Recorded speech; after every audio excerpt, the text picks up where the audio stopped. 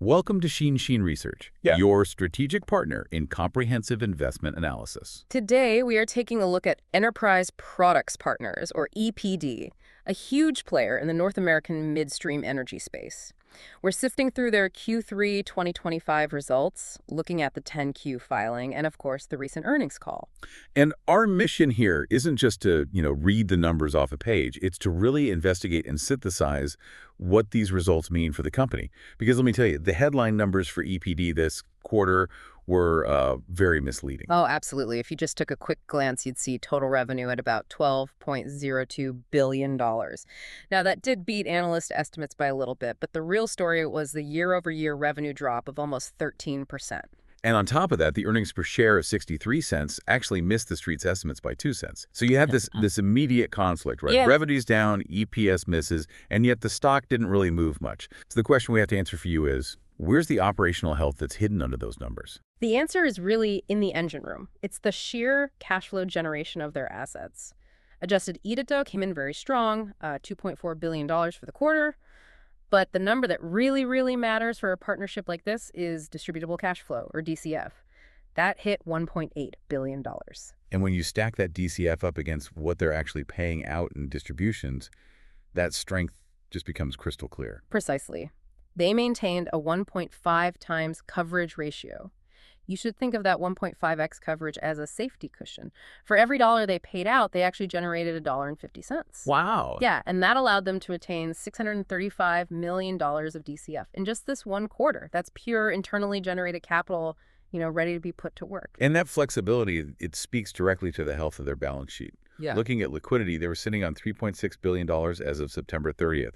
That's a mix of cash and a lot of available borrowing capacity. Now, total debt is big, around $33.9 billion. But I think what people miss is the quality of that debt. It's the best defense you can have in a high interest rate world.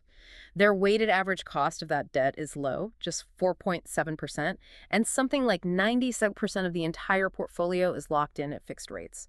That really shields them from the volatility that's crushing other businesses. Okay, but we do have to talk about the leverage ratio. That seems to be the one point of scrutiny right now. The consolidated net leverage is at 3.3x, which is just a little bit outside their own target range of 2.75x to 3.25x. Right, and that raises the question, is this a long-term problem or just temporary? Management was very clear on the call. This slight bump up is directly tied to their huge capital expenditure cycle. They've been spending billions on these massive projects like the Neches River Terminal. So the costs are hitting the books now. Exactly. The investment hits the debt balance right away, but the project doesn't start contributing that offsetting EBITDA until it's fully up and running. We're seeing the cost of building the future, but not yet the financial reward from it. That's the perfect way to put it. It's a timing mismatch. The expectation is that once these huge assets are online and generating cash, that leverage ratio will naturally come back down into the target range by, say, the end of 2026. This isn't a red flag, it's just the cost of growth. That's vital context.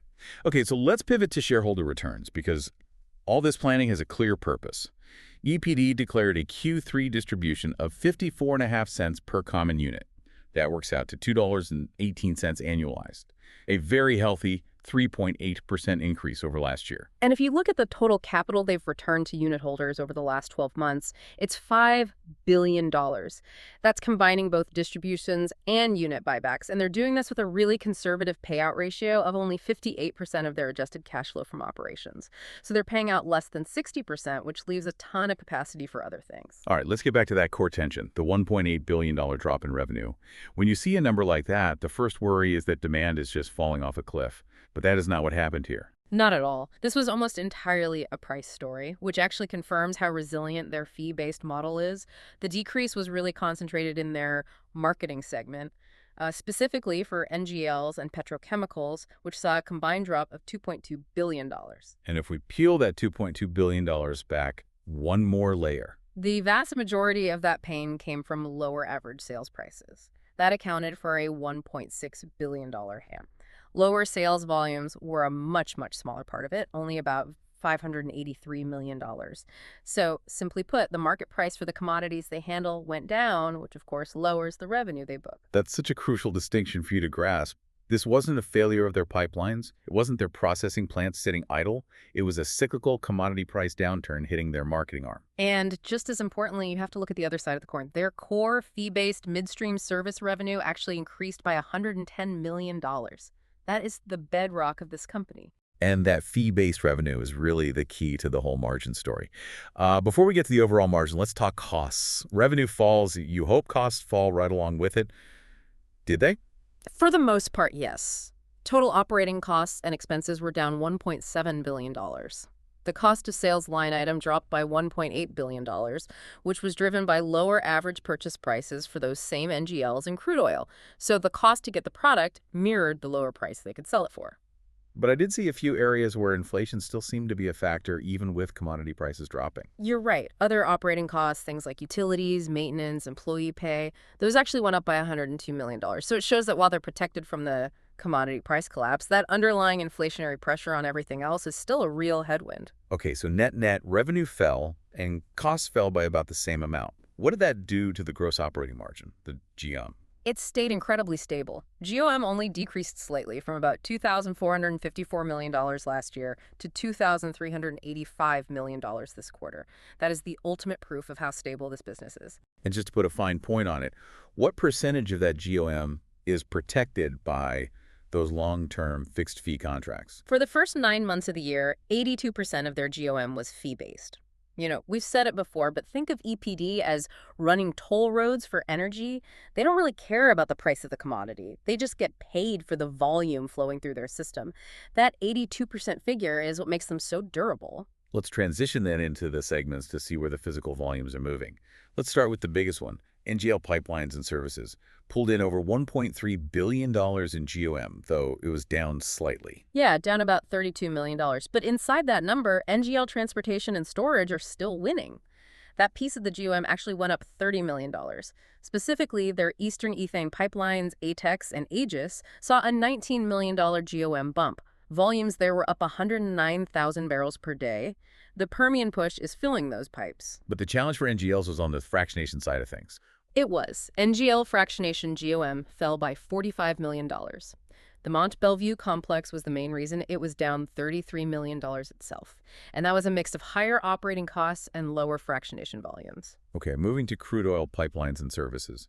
GOM there was down about $30 million to $371 million.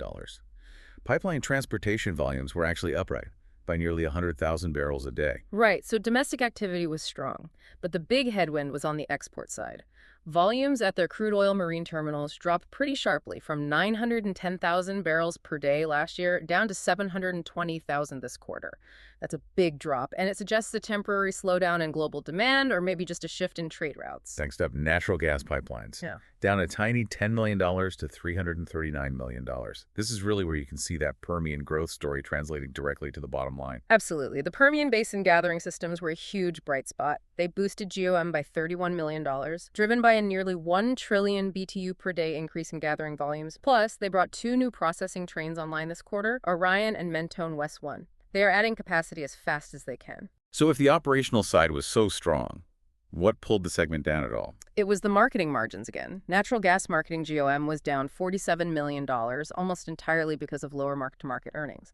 It's just a reminder that the physical assets are stable, but the marketing piece will always have some volatility. And finally, petrochemical and refined products, which actually saw a small GOM increase, up $7 million. Where did the growth come from? The main driver was the refined products pipelines, which increased GOM by $26 million. That's really thanks to the full startup of their TW product system late last year. Ethylene exports were also very strong, growing by 28,000 barrels a day, and that added another $11 million to the GOM. But this segment also had some pretty intense operational issues, right? Specifically at the propylene facilities. They mentioned planned downtime for PDH2 to deal with, and I'm quoting here, coking in the 4th reactor. For our listener, can you just break down what coking is and why it's a big deal? Sure. Coking is basically the buildup of carbon deposits. Think of it like a hard, baked-on residue inside the reactor. It fouls up the equipment, it reduces the flow, and it just kills efficiency. It can even damage the reactor if you don't deal with it. So needing to take a relatively new plant offline for that kind of maintenance is Well, that's a challenge. And it sounds like it required a lot of work to fix, which really points to management's focus on just getting things right. It does. They were quick to point out that PDH-1 was running smoothly at 95% capacity, so the issue seems isolated. But yes, it required a lot of operational dedication to get it sorted out. This brings us to what I think is the most important part of this whole report, the huge shift in capital allocation. They just reported a $2 billion investment quarter. Yep. $2 billion total for Q3 alone. That includes $1.2 billion for organic growth projects and a big $583 million acquisition of gas gathering systems from Occidental. But look at the future guidance for CAPEX. This is the whole story. 2025 growth CAPEX is still high at $4.5 billion. But then in 2026, it shrinks dramatically, down to between $2.2 and $2.5 billion. That is the sound of the construction dust settling. They are officially exiting this massive multi-year spending phase. They still have about $5.1 billion in projects scheduled through 2026, but the big ones are finishing up very soon. The Bahia NGL pipeline, for example, is due in the fourth quarter of this year. And when the construction spending stops, the free cash flow starts to gush. And that led to, really, the critical announcement for unit holders. The board approved a massive $3.0 billion increase to their buyback program. That is a huge number. It boosts the total authorization from $2 billion all the way up to $5 billion. So the remaining capacity they have for buybacks now stands at $3.6 billion. That's a major statement of confidence. It completely redefines their capital allocation strategy. Management said it very clearly. They'll grow distributions in line with DCF per unit, and then they'll split the leftover discretionary free cash flow 50-50 between buybacks and paying down debt. And that pivot is all supported by an incredibly bullish view on their core assets. The commentary on the Permian was, frankly, far more confident than what we're hearing from a lot of other companies. I thought the comments from their senior VP of natural gas assets were really telling. He said that Midland volumes are actually outperforming their own expectations. They're now projecting they'll connect over 600 wells to their system in 2026. That's a 25% increase from what they were forecasting before. And he also highlighted the durability of base volumes, what they call the PDP wedge, as the most underappreciated factor in the whole midstream business. Could you just quickly explain what that PDP wedge means for someone who's not in the weeds on this every day? Of course. PDP stands for Proved Developed Producing. So the PDP wedge is all the volume that comes from existing wells that are already producing. It's the stable base of production that's very predictable and requires zero new investment to keep flowing.